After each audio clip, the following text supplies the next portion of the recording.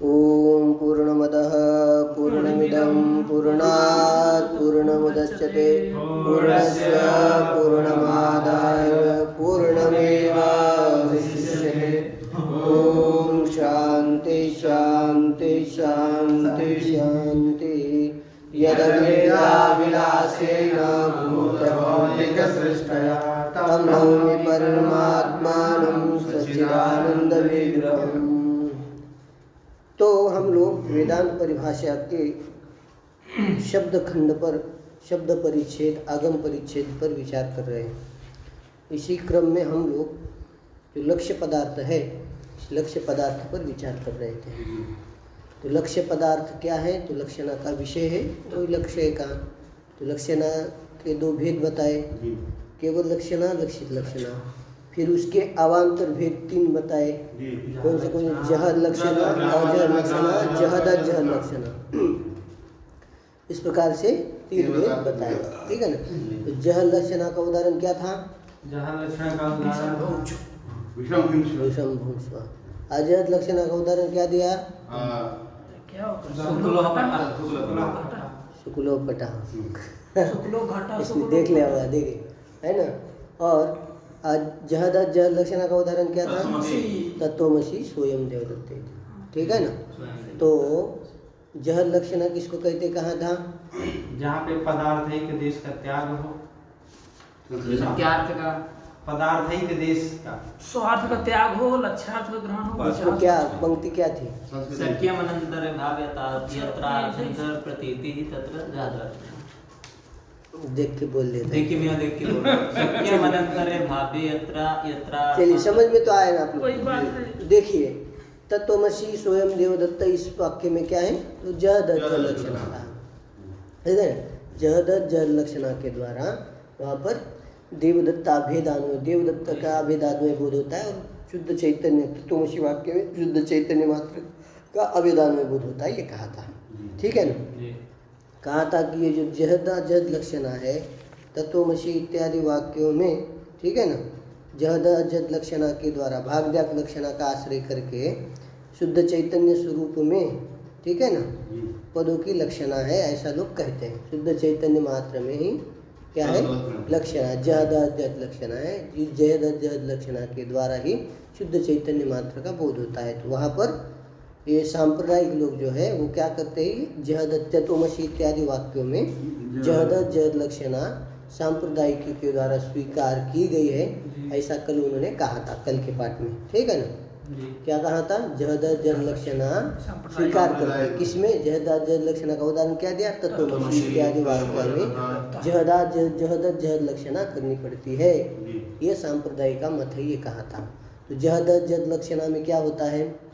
तो देखिए जहद अजहद लक्षणा में, ठीक है ना, जब विशिष्टवाचक जो पद होता है उसका जो अर्थ है, वाच्यार्थ, उसका एक देश विशेषण देश का त्याग, विशेषण अंश का त्याग करके विशेष अंश का क्या ग्रहण किया जाता है, ठीक है ना। जैसे स्वयं देवदत्त में तत्काल विशिष्ट का त्याग कर करके एक पदार्थ का एक देश जो है तत्काल तद्देश का त्याग करके विशेष देवदत्त मात्र का ग्रहण हो जाता है, ठीक है ना। तो यही क्या है? जहद अजहद लक्षणा के द्वारा ये बताया था। जहद अजहद लक्षणा का प्रयोजन क्या बताया वहाँ? विशेष मात्र बोधकत्व, विशेषण का त्याग करके विशेष मात्र बोधकत्व, ये जहद अजहद लक्षणा का विशेष मात्र बोधकत्व होता है, ये बताया था। विशेष मात्र बोधक जहद अजहद लक्षणा होती है। तो कहते हैं हम यहाँ पर वयम तु न ब्रह्म, हम यहाँ पर जहद अजहद लक्षणा, हम ग्रंथकार का स्वयं का अभिमत है यहाँ, ठीक है ना। धर्मराज धरीन्द्र कहते हैं कि मैं यहाँ पर जहद अजहद लक्षणा नहीं मानता हूँ, ठीक है ना। हम नहीं मानते यहाँ जहद अजहद लक्षणा, ठीक है ना। क्यों नहीं मानते जहद अजहद लक्षणा? क्यों कहते कि मानने की आवश्यकता नहीं। जहद अजहद लक्षणा किस लिए मानते हैं आप? विशेष मात्र के बोधन कराने के लिए आप क्या मानते हैं? जहद अजहद लक्षणा विशेष मात्र बोध कराने के लिए। कहे जहद अजहद लक्षणा विशेष मात्र के बोध करने के लिए है, इसकी ये कोई अनुपन्न नहीं, ये युक्त नहीं कह रहे। क्यों युक्त नहीं कहे? जैसे कह रहे कि घटो अनित्य इत्यादि स्थलों में भी यदि विशेष्य मात्र बोधन कराने के लिए जहद जद लक्षणा है तो घटो अनित्य यहाँ पर सर्वत्र स्थल में आपको क्या करनी पड़ेगी? जहद जद लक्षणा माननी पड़ेगी। विशेष्य मात्र बोधन कराने के लिए तो जहद जद लक्षणा आपने स्वीकार कर दिया, तो अन्य स्थल पे भी क्या करनी पड़ेगी? आपको ये लक्षणा माननी पड़ेगी जहाँ आवश्यकता नहीं है। ठीक है, घटो अनित्य, ठीक, घट अनित्य है। कैसा है घट? अनित्य। अब देखिए घट पद का वाच्य कौन है? घट घटत्व समूह है, नैयायिक के अभिमत में घटत्व है। अब घट घटत्व उसका वाच्यार्थ, घट का वाच्यार्थ कौन है? घट घटत्व, ठीक, वाच्यार्थ। उस वाच्यार्थ के साथ ठीक है, घट के साथ तो अनित्यत्व का अन्वय तो होगा, घटो अनित्य, वही विशेषण जो अनित्यत्व उसका अन्वय तो हो जाएगा, परंतु घटत्व के साथ उसका अन्वय होगा क्या अनित्यत्व का? नहीं होगा, क्योंकि घटत्व जो है नित्य है, उसके साथ अन्वय नहीं होगा। तो इसलिए आप क्या कहोगे वहाँ पर? विशेष मात्र का बोध कराने के लिए वहाँ कहोगे कि यहाँ जहद जद लक्षणा मान लीजिए।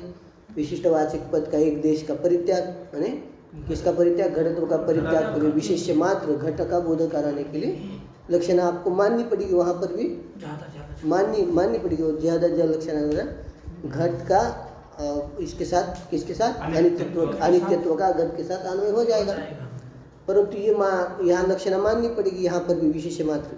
परंतु श्री ग्रंथकार कहते हैं यहाँ पर लक्षणा मानने की कोई ज़रूरत नहीं होती है।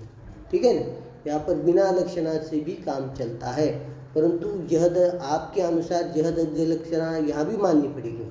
ठीक है ना, परंतु यहाँ पर जहद जद लक्षणा की आवश्यकता नहीं होती। क्यों नहीं होती है? ठीक है, घटो अनित्य, तो घट शब्द का प्रयोग ग्रंथ वक्ता ने किया है, घट अनित्य है, तो घट रूप पदार्थ अनित्य है। इसका ये बोध होने के लिए उसने क्या किया है? शब्द का प्रयोग। तो घट पद से केवल घट व्यक्ति का बोध कराना चाहता है। वो क्या कराना चाहता है? घट व्यक्ति, घट रूप विशेष्य को कहना चाह रहे हो।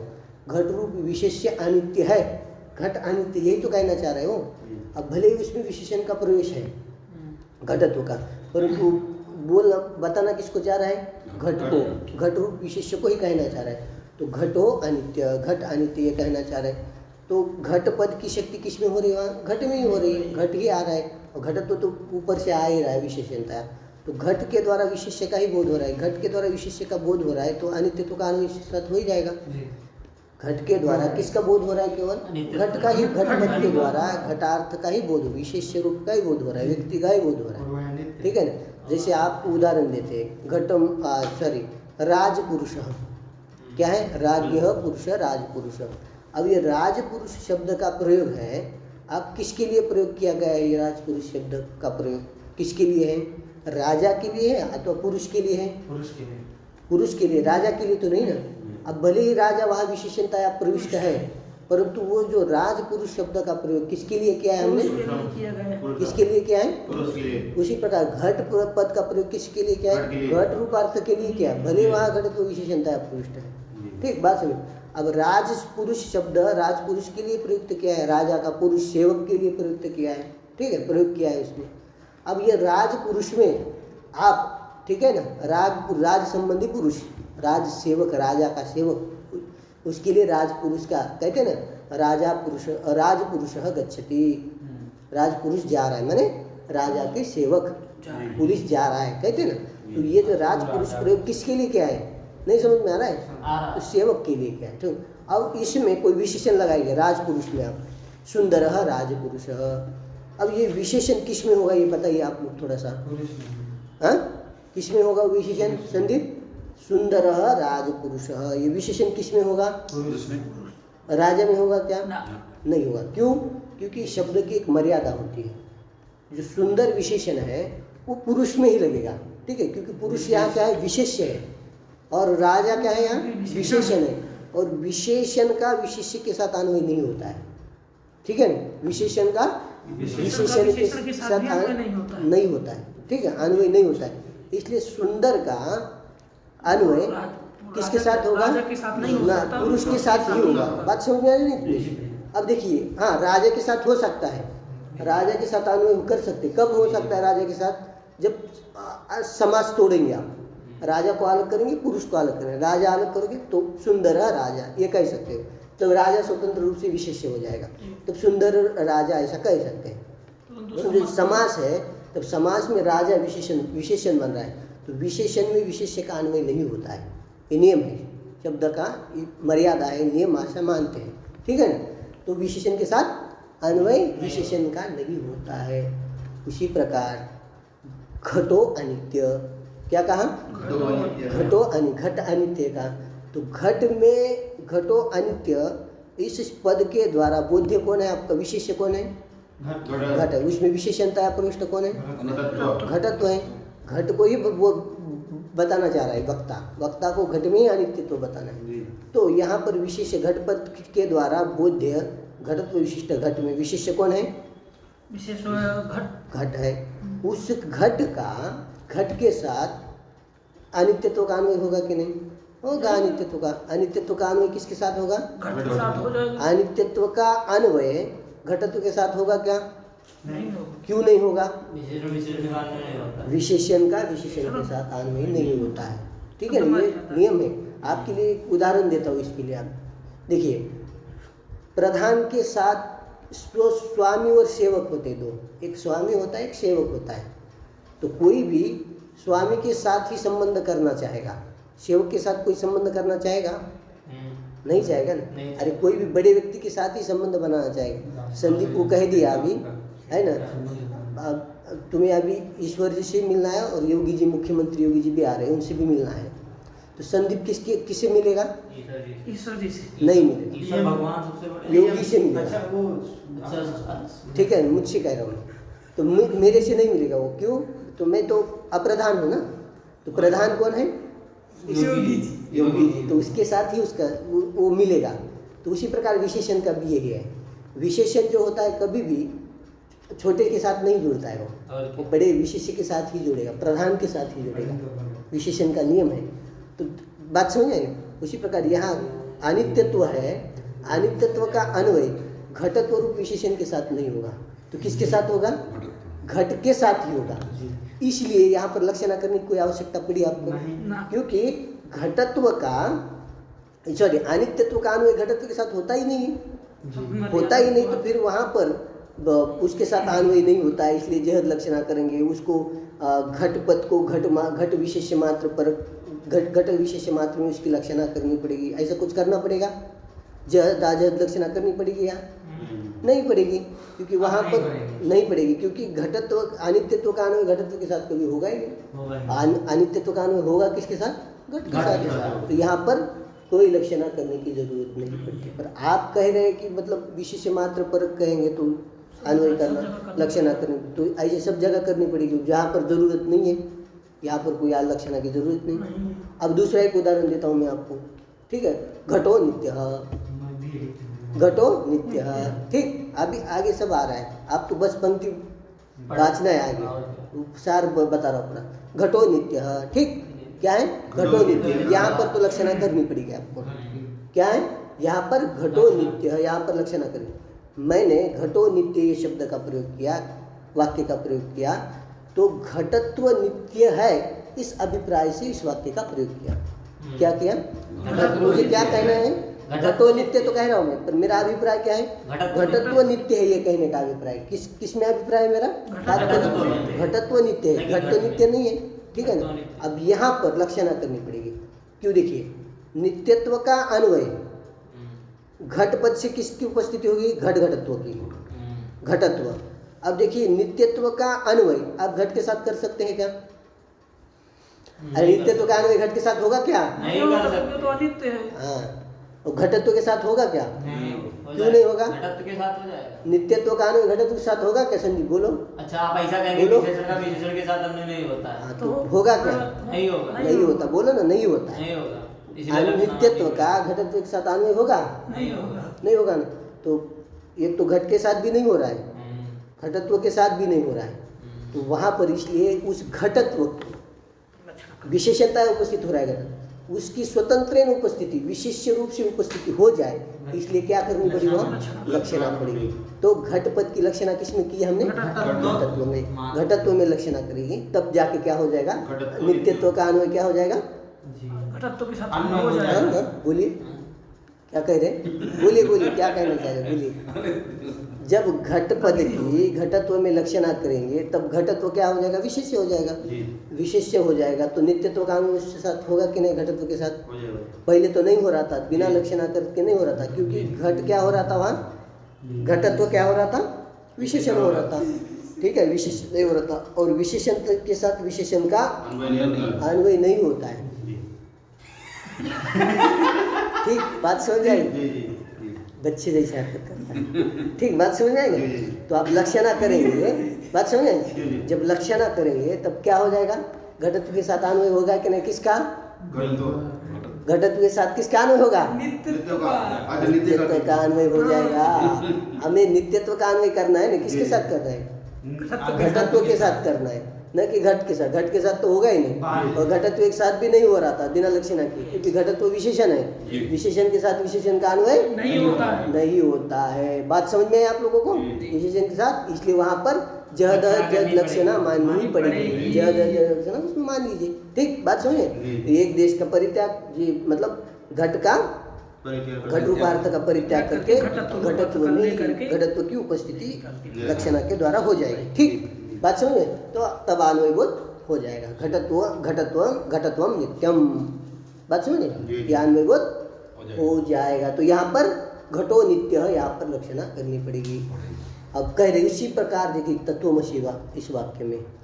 अब तत्वमसि वाक्य है, स्वयं दत्त है, इसी प्रकार से। ये एक पूछना था, रुको थोड़ा, एक मिनट, कुछ बाद में पूरा होना।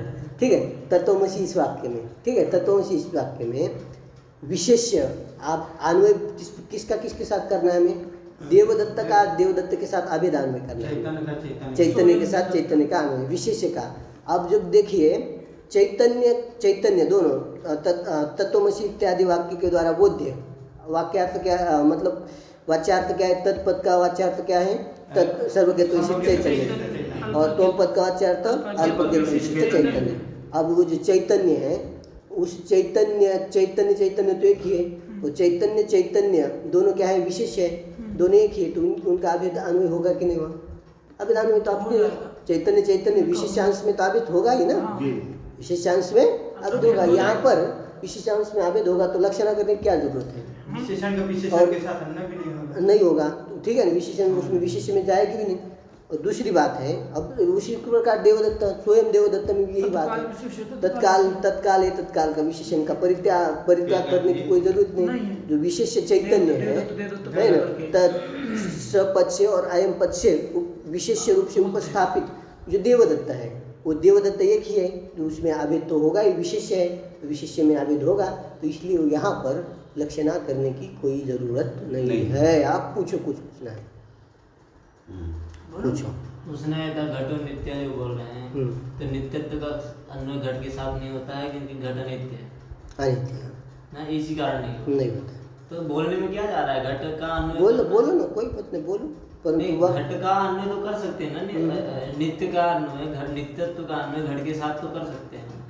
कैसे होगा? जो नित्य जो, अरे अन्वय तो करना है, अन्वय करना है, हमको प्रैक्टिकली करके दिखाना थोड़ी ना। तो शाब्द बोध जो होता है वो प्रत्यक्ष के द्वारा बात करो। अन्वय हो गया, हो जाएगा। अन्वय करोगे तो उसका बाद है कि नहीं? कहाँ बात? घट नित्यत्व विशिष्टो घट, इसका प्रत्यक्ष प्रमाण से बाद है कि नहीं? बोलो पहले। अन्वय करो, कोई दिक्कत नहीं, अन्वय होगा। चलो, कोई तुम्हारी इच्छा है, चलो अन्वय तो हो जाएगा, पर वो अन्वय बोध जो है उसका बाद होगा कि नहीं? नहीं, बोलो तुम। अन्वय बोध कर रहे हैं, अन्वय होगा। अन्वय बोध में तात्पर्य, वक्ता का जो तात्पर्य है, उस तात्पर्य की अनुपत्ति होगी नहीं वहाँ। तो जो अन्वय बोध है, अन्वय बोध कर रहे हैं, उसका प्रत्यक्ष के द्वारा बाद है कि नहीं? अन्वय की बाद हो रहा है, मतलब क्या है? अन्वय की अनुपत्ति हो रही है। अरे अन्वय की अनुपत्ति हो रही है, कब अन्वय की अनुपत्ति होती है? जब कोई बाधक बैठा है तभी जाके क्या होती है? अन्वय। क्या हम अन्वय की अनुपत्ति कब देते हैं? जब कोई बाधक बैठा है पास में, तभी जाकर क्या होती है? अन्वय की अनुपत्ति होना। अन्वय की अनुपत्ति होना मतलब क्या है? कोई बाधक प्रमाण कोई वहाँ होना, यही क्या है? उसका बाधक है। ठीक है ना? बाधक क्या है? आपका प्रत्यक्ष प्रमाण बाधक है। घटत्व नित्यत्व विशिष्ट घट, ये क्या है? प्रत्यक्ष के द्वारा बाध है। इस बाद प्रत्यक्ष प्रमाण बाधक प्रत्यक्ष प्रमाण बाधक है, इसलिए नित्यत्व का अन्वय घट के साथ नहीं कर सकते। लग गया? जी। ओके, नहीं लगा? हाँ, अलग समझ में नहीं आया? पता नहीं, आपसे पूछने से पहले मेरी तरफ देख करके हंस रहा था, मुझे चलिए समझ चलिए, नहीं कोई दिक्कत नहीं, चलिए। क्या हाँ, कहा। तो बात समझ में आई? तो अब हम लोग पंक्ति पढ़ते हैं, ठीक? चलिए। वयम तु ब्रूमः, हाँ हम तो ऐसा कर रहे हैं। आप पूर्व जो उदाहरण दिए थे उसमें अरुचि दिखा रहे हैं, ठीक है जी। ग्रंथकार कहते हैं, हम लोग तो ऐसा कहते हैं, ठीक? क्या कहते हैं? सोयम देवदत्तः तत्त्वमसि इत्यादो विशिष्टवाचक पदानाम एक देश परत्वेपि।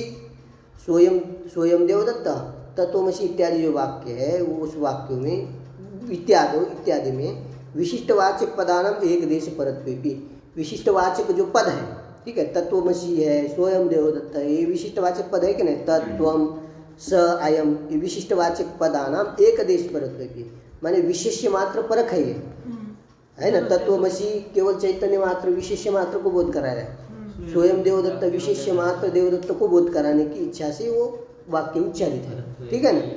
है ना?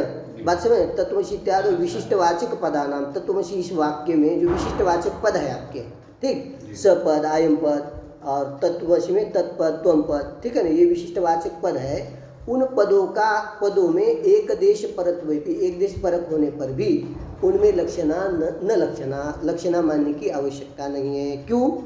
शक्ति उपस्थितयोर विशिष्टयोः अभेद अन्वय अनुपत्तो, विशेष्ययोः शक्ति उपस्थितयोः रेव अभेद अन्वय अविरोधात्, ठीक है ना?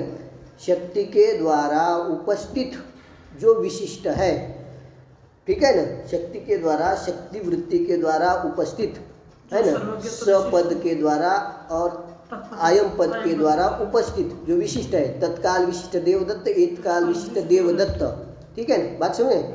ये क्या है? शक्ति के द्वारा उपस्थित विशिष्ट है, तो शक्ति उपस्थित हो विशिष्ट है, विशिष्ट दो हो गए, तत्काल विशिष्ट देवदत्त है, तत्काल विशिष्ट तत्त्वमसि में सर्वज्ञ विशिष्ट चैतन्य, अल्पज्ञ विशिष्ट चैतन्य, ठीक? तो शक्ति उपस्थित हो विशिष्ट हो अभेद अन्वय अनुपत्ति, इसमें अभेद अन्वय की अनुपत्ति होती है। अभेद अन्वय प्रत्यक्ष प्रमाण के द्वारा यहाँ बाध बैठा है, बाधित है, ठीक है? तो इसलिए अभेद अन्वय की वहाँ अनुपत्ति, अभेद अन्वय नहीं होता है।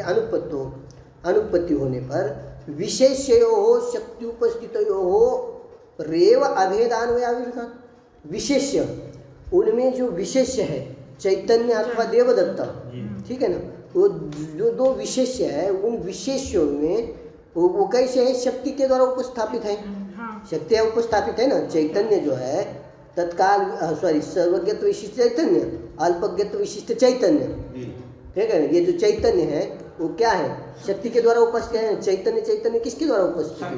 शक्ति उपस्थित है। तो ये क्या है? शक्ति उपस्थित हो विशेष्य, शक्ति के द्वारा उपस्थित जो विशेष्य चैतन्य अभेद अन्वय अविरोधात्, उन दोनों में ही अभेद अन्वय का कोई विरोध नहीं है। तो यहाँ पर क्यों लक्षणा करनी है? जैसे कह रहे यथा घटो अनित्य, जैसे घटो अनित्य, यहाँ पर घटपद वाच्य एक देश, घटपद वाच्य कौन होता है? घटत्व विशिष्ट घटत्व और घट वाच्य, ठीक है, कोई बात, ठीक है, वाच्य उसका एक देश कौन है? घटत्व, ठीक है, ये कह रहे यथा घटो अनित्य इत्यत्र, घट अनित्य है या इस वाक्य में, घटो अनित्य इस वाक्य में घटपद का वाच्य जो एक देश है कौन? घटत्वस्य, ठीक है, घटत्वस्य अयोग्यत्वेपि, है ना, घटपद वाच्य एक देश घटत्व का अन्वय अनित्यत्व के साथ अयोग्य होने पर भी, ऐसा लगाइए, ठीक, उसके साथ अन्वय की योग्यता न होने पर भी, एक मिनट, ठीक है ना? चलो चलिए कोई बात नहीं, हाँ बात समझ आई, ठीक है ना?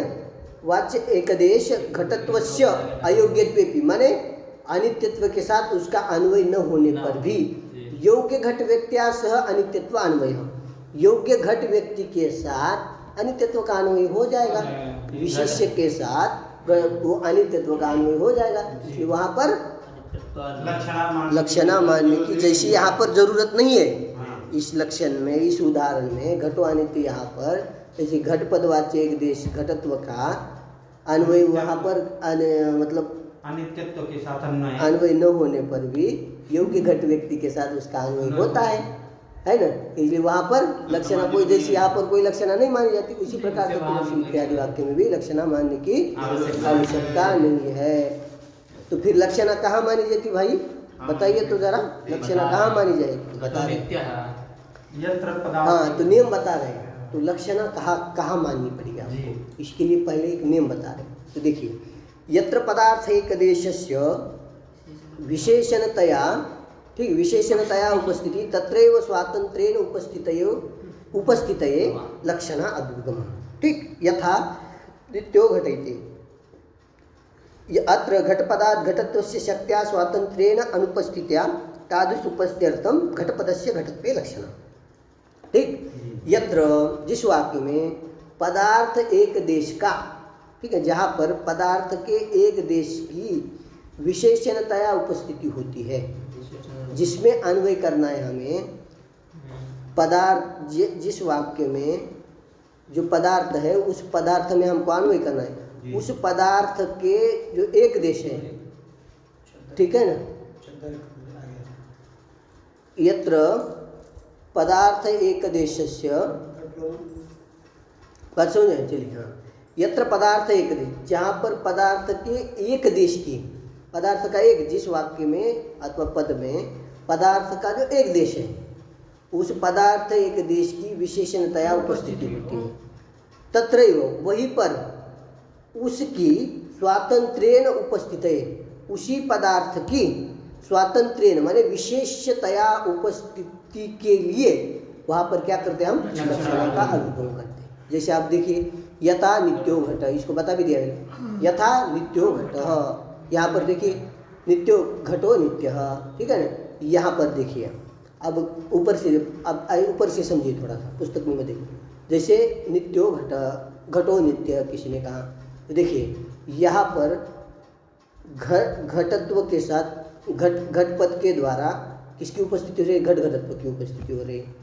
तो वहाँ पर नित्यत्व का अन्वय हमें किसके साथ करना है, घटत्व के साथ करना अपेक्षित है, न कि घट के साथ। उसकी तो अन्वय अनुपत्तिवाद घटत्व के साथ करना है, परंतु घटत्व की विशेषण है यहाँ, ठीक है ना।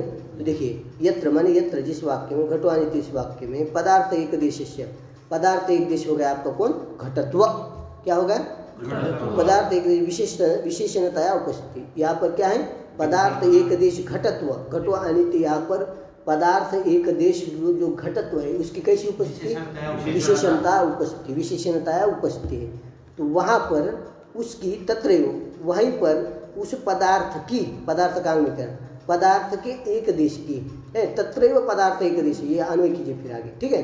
वहीं पर उस पदार्थ कौन हो गया हमारा, घटत्व, घटत्व रूप एक पदार्थ का एक देश जो घटत्व है, उस घटत्व की स्वातंत्र्येण उपस्थित है, स्वतंत्र रूप से माने विशेष रूप से उपस्थिति होने के लिए हम क्या मानेंगे, वहाँ जड़ लक्षणा मानेंगे, ठीक है। वहाँ पर लक्षणा का स्वीकार करें, आश्रय करेंगे। तो लक्षणा के द्वारा क्या होगा, घटपद से घटार्थ का त्याग करके घटत्व का ही क्या हो जाएगा, वहाँ घटत्व का विशेष रूप से बोध हो जाएगा, ठीक है।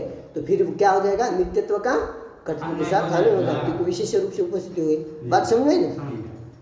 यथा घटो नित्य, अत्र घट पदार्थ, ये कह रहे घट पदार्थ घटत्व से शक्त्या स्वातंत्र्येण अनुपस्थित्या, घटपद से घटत्व की, घटपद के द्वारा घटत्व की शक्ति से स्वातंत्र्येण उपस्थिति नहीं है, स्वातंत्र्य विशेष रूप से उपस्थिति न होने से नहीं है, अनुपस्थिति होने से, तादृश उपस्थित्यर्थ, तादृश माने स्वतंत्रेण उपस्थित्यर्थ, घटपद से घटत्व की तादृश उपस्थित्यर्थ माने स्वातंत्र्य विशेष रूपेण उपस्थित्यर्थम, विशेष रूप से उपस्थिति उसकी हो जाए, इसीलिए घटपद की घटत्व में लक्षणा करनी पड़ती है। बात समझ में, घटपद की घटपद में वहाँ लक्षणा करती, घटत्व में लक्षणा की तो नित्यत्व का अन्वय घटपद के साथ हो जाएगा। बात समझ में। एवं इसी प्रकार से कह रहे हैं आप, क्या कह रहे हो एवं, तत्त्वमसि हाँ। वाक्येऽपि न लक्षणः। में निकल जा भाई। एवमेव तत्त्वमसि वाक्येऽपि न लक्षणा। इसी प्रकार तत्त्वमसि वाक्य में भी लक्षणा करने की जरूरत नहीं है, जैसे बताया था आपको। अब यहाँ पर क्या है, एवमेव, जैसे ये नियम जैसे स्वीकार किया, अब इस नियम के अनुसार ही, जैसे यहाँ पर तत्त्वमसि इत्यादि वाक्य में पदार्थ एक देश जो चैतन्य जिसके साथ हमें अभेद करना है उसकी स्वातंत्र उपस्थिति है कि नहीं? विशेषता चैतन्य की उपस्थिति है यहाँ, चैतन्य की स्वतः स्वातंत्र उपस्थिति है यहाँ, ठीक है ना? स्वातंत्र ना उपस्थिति है। विशेष अंश की देवदत्त, स्वयं देवदत्त इस वाक्य में देवदत्त की, तत्त्वमसि इत्यादि वाक्य में चैतन्य की उपस्थिति कैसी? स्वातंत्र उपस्थिति। अब यदि वहाँ स्वातंत्र की उपस्थिति नहीं होती तब लक्षणा करनी चाहिए। अब यहाँ इनकी स्वातंत्र उपस्थिति हो रही कि नहीं? तत्त्वमसि इत्यादि वाक्य में चैतन्य की स्वातंत्र उपस्थिति हो रही है, इसीलिए कह रहे कि तत्त्वमसि इति वाक्यों की न लक्षणा। इसी प्रकार से तत्त्वमसि इस वाक्य में भी लक्षणा करने की जरूरत नहीं है, ठीक? क्या? शक्त्या स्वातंत्रेण उपस्थितयोः तत्त्वं पदार्थयोः अभेद अन्वय बाधकाभाव। शक्ति के द्वारा, ठीक है ना? तत्त्वमसि इस पद की जो पद में जो शक्ति है, उसमें जो शक्ति, उस शक्ति के द्वारा स्वातंत्रेण उपस्थितयोः, स्वातंत्रेण विशेष रूप से उपस्थित तत्वं पदार्थयोः, तत्व और त्वम पदार्थ यानी विशेष चैतन्य योहो अभेद अन्वय बाधका, ठीक है ना? तत्वम पदार्थ यह समझना, तत्वम पदार्थ कौन? विशेष समझना। स्वातंत्रेण उपस्थित कौन है यहाँ पर? शक्त्या। उसी प्रकार देखिए, शक्त्या स्वातंत्रेण उपस्थितयो, शक्ति के द्वारा स्वातंत्रेण उपस्थित कौन है महाराज जी? स्वातंत्रेण माने विशेषतया उपस्थित कौन है? चैतन्य है, ठीक है ना? हाँ, स्वयं देवदत्त में देवदत्त, ठीक। हाँ, उपस्थितयो या तत्वम पदार्थयो माने विशेष चैतन्य हो, अभेद अन्वय बाधक, उन दोनों का अभेद अन्वय में कोई बाधक नहीं, उनका अभेद अन्वय हो जाएगा। बात समझ में? उसके लिए लक्षणा करने की कोई उसके आवश्यकता लिए नहीं लक्षणा है। करने की कोई आवश्यकता नहीं, ठीक? अन्यथा, ठीक है, अन्यथा इस नियम को नहीं मानोगे। क्या नियम है हमारा? यत्र पदार्थ एक देश से विशेषणतया उपस्थिति नहीं है, वहाँ पर उसकी स्वातंत्र्य उपस्थिति करनी, उपस्थिति के लिए लक्षणा माननी पड़ती है। इस नियम को यदि न स्वीकार करोगे, स्वीकार न करके नहीं करोगे और सर्वत्र लक्षणा करने लगोगे तो सभी जगह लक्षणा करनी पड़ेगी। ये नियम को नहीं स्वीकार करोगे, नियम को स्वीकार करके नहीं करोगे तो सभी जगह लक्षणा करनी पड़ेगी तुमको। और सभी जगह लक्षणा करना तो ये तो गौरव है और ये तो मतलब गलत बात है। फिर शक्ति का क्या फायदा है? सभी जगह लक्षणा ही करनी पड़ी तो लक्षणा तो गौण वृत्ति मानी जाती, ठीक है ना? योग्य नहीं। तो यही कह रहे अन्यथा गेहे घटे रूपम घटम आनय इत्यादो घटत्व गेहत्वादे अभिमत अन्वय बोध अयोग्यतया तत्रापि घटादि पदानाम लक्षणया एव, ठीक है ना? हाँ, लक्षणा योग्य घटादि पदानाम विशेष मात्र प्रत्वम लक्षण एव, ठीक? बात सुनो, चलिए अब देखिए क्या है तो वाक्य क्या है? वाक्य का क्या प्रयोग किया? गेहे घट घटे रूपम, ठीक है? गेहे घट, गेह में घट है, घर में घट है, क्या है? घर में घट है।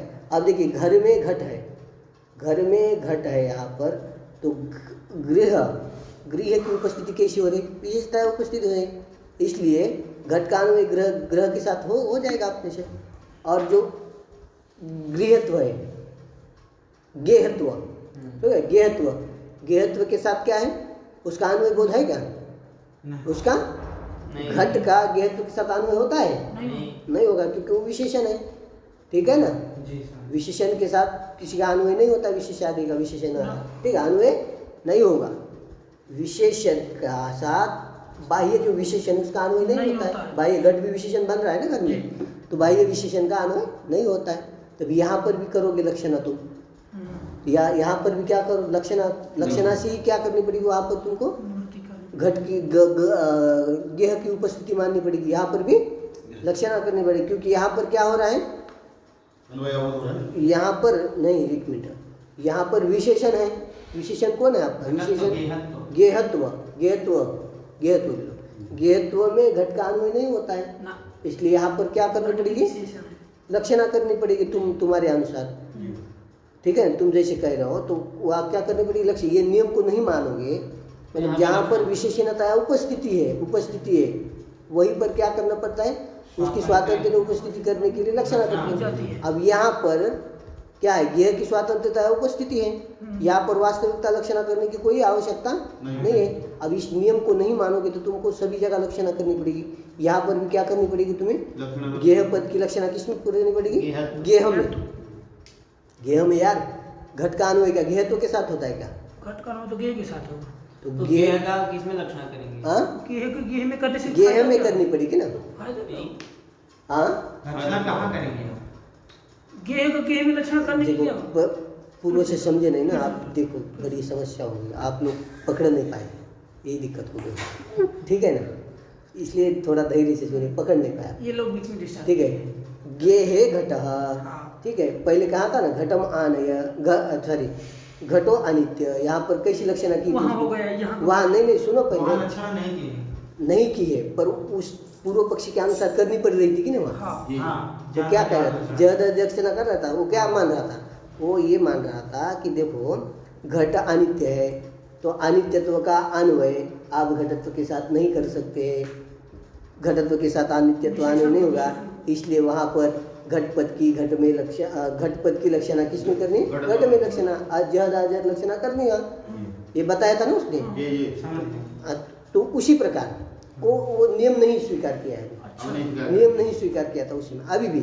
अब वो जो नियम हमने कहा है वो नियम नहीं स्वीकार करोगे यहाँ पर भी, तो यहाँ पर भी क्या करना पड़ेगा तुम्हें, लक्षणा, क्योंकि गेह और गेहत्व पदार्थ उपस्थित पदार्थ कौन है, गेह और गेहत्व, उस गेह के साथ तो अन्वय होगा उसका, पर गेहत्व के साथ अन्वय होगा घट का नहीं होगा, घट का अन्वय गेहत्व के साथ नहीं होगा, अन्वय नहीं होगा ना। क्यों नहीं होगा? क्योंकि विशेषण है, इसलिए नहीं होगा। तो जो भी हो पर अन्वय नहीं होगा इसके साथ, क्यों नहीं होगा? हाँ वो ये कह रहे हैं गेह तो विशेषण, हाँ घट विशेष, घट भी विशेषण है यहाँ पर, तभी तो घट भी विशेषण हो रहा है, गेह में घट को रख रहा है, ठीक है ना। तो उसके साथ उसका अन्वय बहुत अयोग्य है, गेहत्व के साथ घट का नहीं होगा, अन्वय अयोग्य है, ठीक है ना। इसलिए गेह का लक्षणा करेंगे, गेह की लक्षणा करनी पड़ेगी, तो किसमें करेंगे? हाँ गेह की लक्षणा किसमें करेंगे? गेह पद की लक्षणा करने का था, गेह पद की लक्षणा गेह घर में करनी है, गेह मात्र में हाँ, करनी, गेह गेह मात्र, तो अब नहीं आएगा। हाँ तो देखो बात समझे, तब ये जब नियम नहीं मानोगे तब विशेषणतया उपस्थित जो पदार्थ है एक देश है, उसकी स्वातंत्र्य जहाँ उपस्थिति नहीं होती है उसकी उपस्थिति के लिए लक्षणा माननी पड़ती है, बस इतने के लिए लक्षणा माननी। अब यहाँ पर देखो, यहाँ पर तो कोई ज़रूरत ही नहीं है, क्योंकि विशेष की उपस्थिति जो मतलब जिसमें अन्वय करना है, हमें गेह में घट का अन्वय करना है, यहाँ तो स्वातंत्र्य उसकी उपस्थिति हो रही है, उपस्थिति हो रही है कि नहीं, क्या हो रही है, स्वातंत्र्य ना उपस्थिति हो रही है कि नहीं, गेह की घर की गेह पद के द्वारा, तो यहाँ पर लक्षणा की कोई जरूरत है ही नहीं है। पर तुम नहीं कहोगे नहीं तत्वमसि इत्यादि वाक्य में लक्षणा माननी पड़ेगी, तब इस यहाँ इन वाक्यों में भी लक्षणा माननी पड़ेगी तुमको, ठीक बात समझे, आ गई ना आप, ध्यान में आ गए ना। गेह घटे घटे रूपम घटम आने, घटत्व का आने के साथ अन्वय होगा नहीं होगा, तो घटत्व का आने के साथ नहीं आने, फिर वहाँ पर भी तुम क्या करोगे, घटपद की घट में लक्षणा करनी पड़ेगी वहाँ पर भी तुम्हें, ठीक है ना। ऐसा तो होता नहीं है, ठीक, वही आगे कहेंगे जाके। अन्यथा गे घटे घटे रूपम घटम आने इत्यादि घटत्व गेहत्वादेहे घटत्व गेहत्वादि का अभिवत अन्वय बोध अयोग्यतया, घटत्व गेहत्व इत्यादि का इत्यादि के साथ अभिमत जो अन्वय बोध है उसकी अयोग्यता है, ठीक है। गेहत्व के साथ घट का अन्वय नहीं हो सकता है, घटत्व का आने के साथ अन्वय नहीं होता है, ये अन्वय बोध की अयोग्यता हो गई कि नहीं जी? बात समझ में नहीं, अन्वय बोध अयोग्यता है। तत्रापि घटादि पदानाम, आजा भाई जल्दी, तत्रापि घटादि पदानाम विशेष्य मात्र परत्वे, वहाँ भी घटादि पदों की घटादि पदानाम विशेष्य मात्र परत्वे लक्षण है, घटादि पदों में विशेष्य मात्र परत्व है कि बोध कराने के लिए किससे बोध होगा, वो लक्षणा ही माननी पड़ेगी वहाँ। विशेष्य के बोध के लिए क्या करना पड़ेगा? घटादि पद विशेष्य मात्र परत्व घटादि पदों में लाने के लिए, विशेष्य मात्र बोधकत्व उनमें लाने के लिए क्या करनी पड़ेगी? लक्षणा करनी पड़ेगी। परंतु ये ठीक नहीं है। ठीक, सभी जगह क्या करनी पड़ेगी? लक्षणा करेंगे, परंतु ये आवश्यकता ही नहीं लक्षणा करने की, क्योंकि क्या है, घट पद की उपस्थिति हो रही है, सॉरी घट पद से विशेष्य घट की उपस्थिति हो रही है, गेह की उपस्थिति हो रही है, विशेषता है, तो वहाँ पर अन्वय बोध हो रहा है। अन्वय बोध होने में कोई वहाँ तो दिक्कत है ही नहीं है। परंतु तुम यदि कहोगे कि नहीं तत्वमसि इत्यादि वाक्य में लक्षणा माननी पड़ेगी, बैठो तो यहाँ पर भी लक्षणा मानने की आपत्ति आएगी, होता नहीं है ऐसा। ठीक, बात समझ में आई? हाँ जी, ठीक, बात समझे। लक्षणा है वशात, वहाँ पर भी लक्षणा माननी पड़ेगी। ठीक है, तो गए आगे आप तुम्हारे आचार्य लोगों ने तो मानी है, पूर्व आचार्य लोगों ने लक्षणा मानी है। ठीक है ना, सर्वज्ञात्वादि जिन जो ये लोग कोई नियम थोड़ी हुआ कि हम तत्वमसि के लिए मान लीजिए लक्षणा मान रहे हैं तो जहाँ कहीं भी आए तो वहीं वहाँ, जहाँ कहीं आवश्यकता नहीं वहाँ भी लक्षणा करें, ऐसा क्या होगा? उन्होंने लक्षण किया कि जहाँ विशिष्ट मात्र का होगा वहाँ पर जहाँ लक्षणा मानेगी। तो जैसे वहाँ काम नहीं चल सकता, एक मिनट कहना तत्वमसि में लक्षणा के बिना कार्य नहीं हो सकता है, तो वहाँ लक्षणा कर लिए। अब गेह घटा इत्यादि में गेह शब्द है ही, यहाँ लक्षणा के बिना भी बोध हो जाएगा, तो हम फिर जबरदस्ती गेह की गेह में लक्षणा क्यों करें? तो वही तो कह रहे ना, वही बता रहे हैं, वही तो कह रहे ना, गेह की गेह में लक्षणा क्यों करना है वहाँ? वही तो काम तो हो ही रहा है। आपत्ति क्यों दे रहे हैं? तो आपत्ति तो देगा ही ना, वो नियम स्वीकार नहीं करोगे तो तत्वमसि वाक्य में जरूरत नहीं है कुछ करने की, लक्षणा की वहाँ भी कोई जरूरत ही नहीं, करना ही नहीं हमको वहाँ। यदि वहाँ भी कहोगे हाँ वहाँ भी करना है, करने की जरूरत नहीं है ना, वहाँ भी हमने तो आवश्यकता ही नहीं ना बताया ना, वहाँ आवश्यकता ही नहीं करने की, तो वहाँ पर यदि करोगे तो सभी जगह करने लगो फिर। अरे समझ में नहीं आ रहा है तुमको? अरे वहाँ पर आवश्यकता, हमने नहीं कहा कि वहाँ जरूरी है करने की, ठीक है ना, तो वहाँ पर भी अन्य जगह भी करते रहो तुम, क्या दिक्कत है? ठीक, परंतु ये योग्य नहीं। ठीक, बात समझ? हाँ, तो आगे क्या है, तो कहे हमने गे मात्र में लक्षण, हमने गे नहीं वो मतलब वहाँ पे हमने करना पड़ा, अगर जो नियम नहीं मानेंगे तो करना पड़ेगा, मतलब वो तुमको वो दोष दे रहा है, करना पड़ेगा, ऐसा होता नहीं, तो इन्होंने फिर ऐसे क्यों लिया? तत्रापि घटादि पदानाम विशेष मात्र परत्व, यहाँ पे गेहादि पदानाम लिखना चाहिए ना। हाँ, गेहादि पदानाम ऐसा लिखना चाहिए, तो घटादि से गेह नहीं आएगा उसमें, तो हमें घट की लक्षणा ही नहीं, हमें तो अरे घटम आने में, घटम आने में तो करनी पड़ेगी बाबू। पूरा पढ़ की बात, घटादि में घटादि आदि से गेह भी आएगा। ठीक, हाँ ठीक है, नहीं समझ में नहीं आता तो कोई दिक्कत नहीं, जल्दी से पूरा हो, समझ बंद में, हो। हाँ। तो कह रहे कि पूरा करना है, चलिए कर देंगे, पूरा कर देंगे, ठीक है ना, थोड़ा समय थोड़ा बाकी है, थोड़ी देर में पूरा हो जाएगा। ठीक, तो देखिए अभी क्या कह रहे, फिर आप लोग को क्या आचार्य ने तो माना है, ठीक है ना, लक्षणा मान रखिए। ये कहे ये तो क्या है, जैसे अभिभगमवाद है ना उनकी, उन्होंने तस्मात् इसलिए कह रहे ये लक्षणा कभी नहीं पड़ती है तत्वमसि इत्यादि वाक्य में, जैसे गेह घट इत्यादि में, इसीलिए तत्वमसि इति वाक्य आचार्याणाम लक्षणा उक्ति, आचार्य की जो लक्षणा उक्ति है, माने लक्षणा करने के लिए उन्होंने जो कहा है जहाँ का वो अभिभगमवाद है ना, कहा है सर, मैंने दूसरे का मत स्वीकार करते, चलो भाई हाँ चलो मानते तुम्हारा। अब घट घटत्व कौन मानता है? घट घटत्व समवाय घटपति शक्ति वो कौन मानता है? नहीं एक मानता है, कौन मानता है? नहीं, चलो तो उसका मान कर रहे। अथवा अभिगमवाद का ऐसा अर्थ करो जो मधुसूदन सरस्वती कहते हैं, जैसे तत्वमसि इति वाक्य में, ठीक है ना, वाक्यार्थ में विरोध हो रहा है, इसलिए वहाँ पर एक अंश का त्याग किया जाता है और चैतन्य मात्र का ग्रहण किया जाता है वहाँ पर, बस इतना ही किया जाता है। वहाँ पर लक्षणा मानने की क्या जरूरत है? लक्षणा थोड़ी है वो कुछ भी, बस ग्रहण किया जाता है। वहाँ जो विशेष मात्र अंश है उसका ग्रहण किया जाता है, जो विशेषण मात्र का त्याग किया जाता है, बस वहाँ पर ये अभिगमवाद है। बस वहाँ लक्षणा मानने की क्या आवश्यकता है? वेदांत की विद्वान है मधुसूदन सरस्वती, अद्वैत सिद्धि। चलिए ठीक, बात समझ में? तो ये अभिगमवाद है ना, ये स्वीकार किया, ऐसा मानना है। ठीक, अब थोड़ा एक लास्ट रहेगा, ठीक है। अब देखिए, अब कहे कि आपने क्या कहा, 2 मिनट में, अब क्या कहा तुमने? क्या, हाँ आपने क्या कहा? तत्वमसि स्वयं देवदत्त, इसमें जह लक्षणा नहीं होती है। तो जह जल लक्षणा होती कहाँ है महाराज? अब तो मसी इत्यादि में जह जल लक्षणा तो कह क्या आया आप? तो जह जल लक्षणा का उदाहरण तो दीजिए हमें, कहाँ होती है?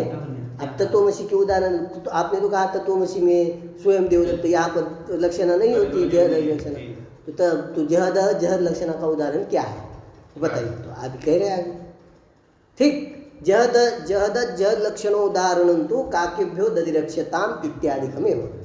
काकेभ्यो दधिरक्षताम यही क्या है उसका उदाहरण है। हम तो वहाँ आजद लक्षणा का उदाहरण देते, अब न्याय भी पढ़े हैं, ये किसका उदाहरण है? काकेभ्यो दधिरक्षताम, ये तो उपलक्षण का है। जह लक्षणा का उपादान लक्षण मानी जाती है ना इस कहते हैं। चलिए हटी तर्क संग्रह पढ़ेगा ना आप लोग? मुक्तावली भी पढ़े, तर्क संग्रह भी पढ़े, तर्क भाषा भी पढ़ रहे हैं अभी। काकेभ्यो दधिरक्षताम में कौन सी लक्षणा स्वीकार की जाती है?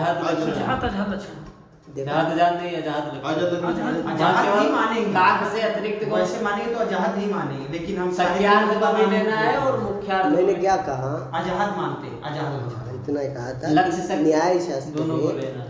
काकेभ्यो दधिरक्षताम ये उदाहरण किस लक्षणा का दिए? तो जह लक्षणा कोई कह रहा है, कोई कुछ कह रहा है, ठीक ठीक, कोई कह रहा है उपलक्षण कह रहा है, क्या ये कोई क्या था उपलक्षण? उपलक्षण का उदाहरण क्या है? उपलक्षण का उदाहरण, उपलक्षण का उदाहरण है काकवत देवदत्त से ग्रहम, ये उपलक्षण। काकवंतो देवदत्त से ग्रहम, भैया गण उपलक्षण को उदाहरण हमेशा इसी को देता है। चलिए चलिए चलिए, तो जह लक्षणा उदाहरण तो काकेभ्यो दधिरक्षताम इत्यादि कमी यही है, ठीक है। तत्र शक्य काकत्व परित्यागेन अशक्य दधि उपघातकत्व पुरस्कारेण काके अकाके च काक शब्द से प्रवृत्ति। तुम्हारे इसमें काक शब्द लिखा है, देखो काकत्व लिखा है। तत्र शक्य काक लिखा है तुम्हारे इसमें, तत्र काकत्व लिखो। चलो, तत्र शक्य काकत्व परित्यागेन अशक्य दधि उपघातकत्व पुरस्कारेण काके अकाके च काक शब्द से प्रवृत्ति। ठीक, बात समझ में? काकत्व कहना है, ठीक। तो यहाँ पर जह लक्षणा कैसे? ठीक, तत्र शक्य काकत्व क्या है? देखिए, काक शब्द, अब किसी बच्चे को कह दिया कि बेटा एक दही रखा था सामने, कहा कि इस कौवे से दही की रक्षा करो, कहा। अब वो अब उसका अभिप्राय इतना ही नहीं था कि कौवे से दही रक्षा करो, कौवा जितने भी हो दही के भक्षक सभी से रक्षण कर, इतना ही नहीं था कि कौवे से रक्षण और बाकी खा ले सब, बाकी सब खा ले, ये तात्पर्य नहीं है। तात्पर्य क्या था? सभी दधि उपघात जितने उनसे दधि की रक्षा करो ताकि हम पंगत में दही चलाएंगे, ठीक है ना? नहीं तो ठीक, बात समझ गए? तो ये तात्पर्य उसका था, ठीक है, ये तात्पर्य। अब ये तात्पर्य है तो ये तात्पर्य की अनुपत्ति हो जाती है, तब क्या है? काकपद की लक्षणा की जाती है, ठीक। काकपद में लक्षणा, काकपद की लक्षणा की जाती है, किसमें? देखिए, जद लक्षणा की जाती है, ठीक है। देखिए, तत्र क्या किया जाता है? तत्र देखिए, काक शब्द का शक्य कौन है, कौन होता है? काक और काकत्व, काकत्व दोनों भी है ना। वहाँ तत्र शक्य काकत्व का परित्याग किया।